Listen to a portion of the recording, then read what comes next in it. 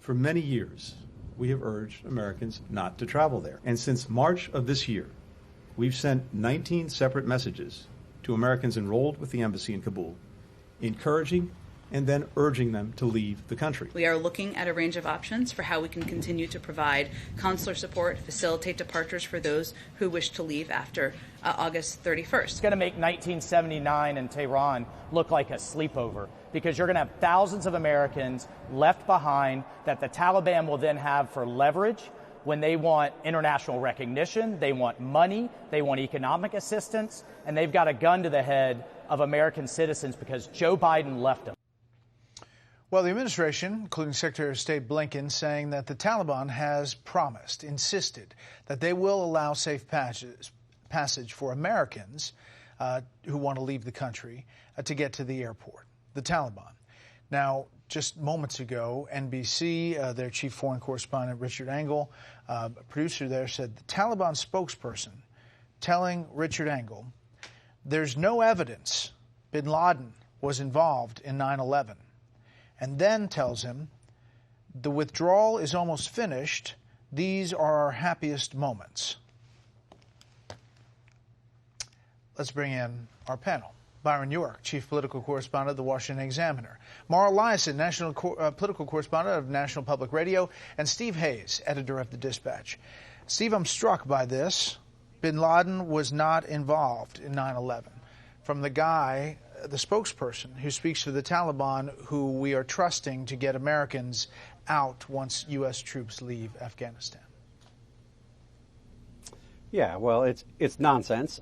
We can expect that from the spokesman for the Taliban. I think the Taliban have proven time and time again, not just in the past couple of weeks, but over the past 20 years, that their word is not to be taken seriously. The greater risk, I think, here is you have this overlap between the Taliban and al-Qaeda, which presents a tremendous threat to the United States, not only folks in this immediate crisis where we're trying to evacuate people, but looking forward. You have Taliban, al-Qaeda fighters who have been released from prison. You have members of the Haqqani network providing security in parts of Kabul. You have Taliban and al-Qaeda related terrorists who are running operations throughout the country, and other jihadists associated with al-Qaeda returning to Afghanistan because they understand that it is likely to be a safe haven, a greater safe haven than it has been in the past. We're focused, and I think the media is appropriately focused on the crisis of the moment, which is evacuating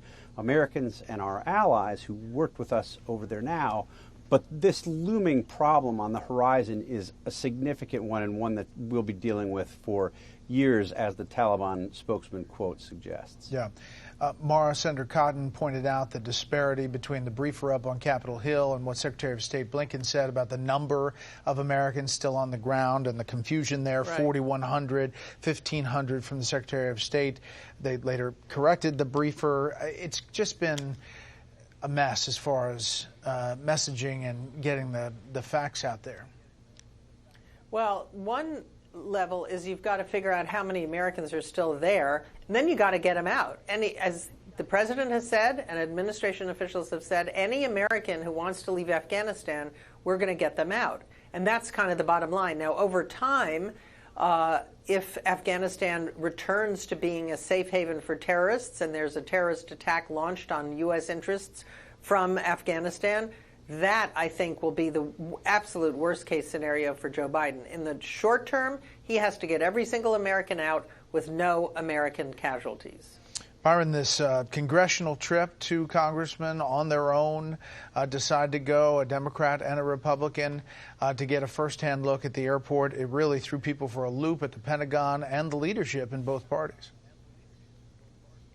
Well, I have to say, personally, I'm glad a couple of members of Congress went over and looked at it with their own eyes. And the way we've seen Nancy Pelosi, we've seen the White House, we've seen the Pentagon just smack down Congressman Moulton and Meyer, to me, just smacks of overkill. I think I'm glad that some of our lawmakers have been able to see this, and I believe the Pentagon is capable of accommodating a couple of lawmakers and doing this mission. But to go back to the original point here, the credulousness of the Secretary of State's briefing today about the Taliban was, let's just say, disappointing. He said that we're on track to complete our mission, removing everybody by August 31st, provided the Taliban continue to cooperate and there are no disruptions.